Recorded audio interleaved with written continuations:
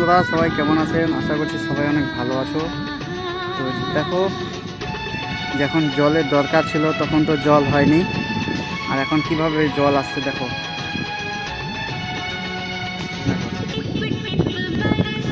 এত জল স্পিডে আসছে, মাথা খারাপ করতে লেগেছে। দেখো চলে আসছে।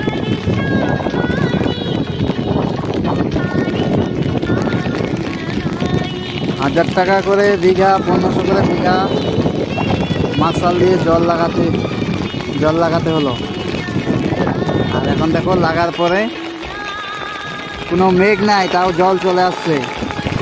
আর এর থেকে বড় বড় মেঘ হয়েছে, আবার চলে গেছে, হালকা করে কেটে যাচ্ছে হাওয়ার জন্য। আর এখন দেখো কীভাবে জল পড়ছে।